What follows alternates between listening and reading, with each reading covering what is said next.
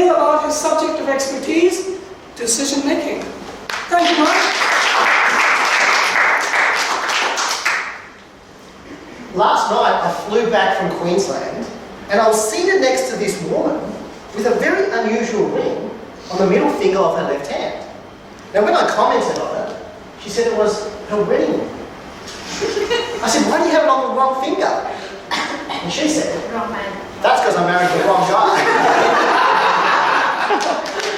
Finger's your ring. Bad decision. Worst decision I've ever made.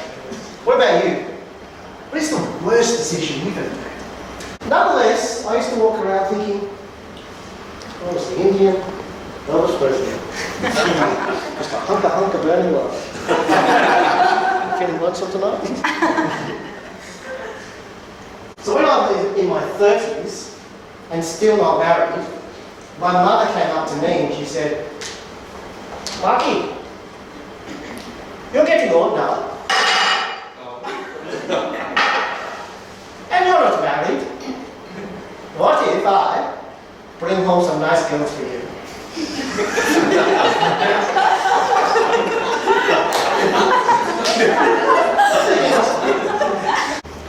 You know, choosing a wife is a big deal, yeah? Or a partner.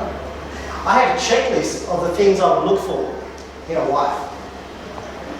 Honest, caring, good looking, attractive, good looking.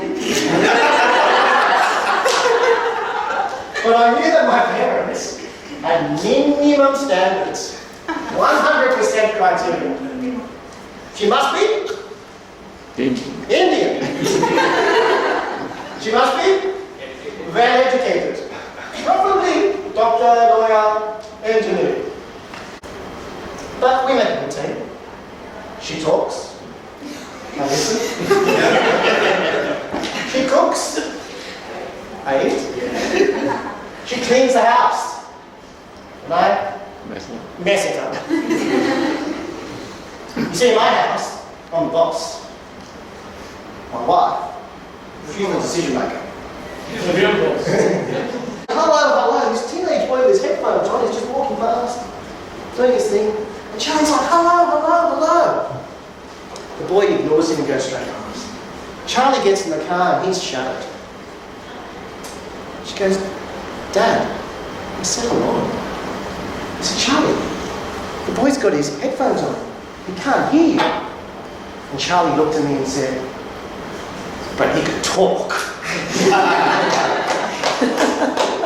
You know technology, these phones and iPads, all these iThings, when you become a dad, you don't want your children using them.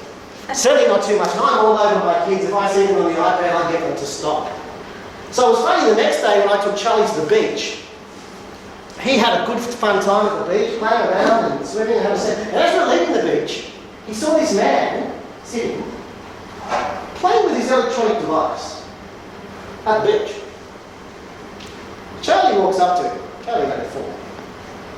Excuse me, is that an iPad? The man said, well, get off it. I will count to 7. 1, 2, 3. You know when you're a parent, you start the count.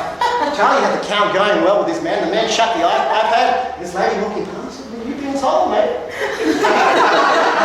Good decision. So I had to give Charlie this talk. I said, Charlie, you can't just go up to strangers. Just make requests. You know how kids don't listen the first time? So the next day, we're at a coffee shop. And as we're leaving the coffee shop, Charlie sees this man and says, excuse me, you want some money? The man looked at him and said, what's some money?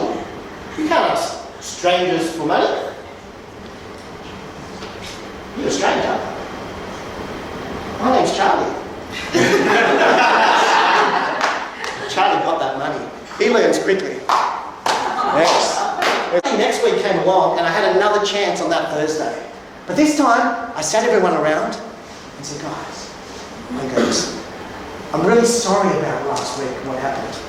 This time, let's make sure we're ready on time. And I promise I will take you the right way. And my 5-year-old Sophia, she looked me in the eyes. She said, "You better. This is your last chance. Or it's game over for you."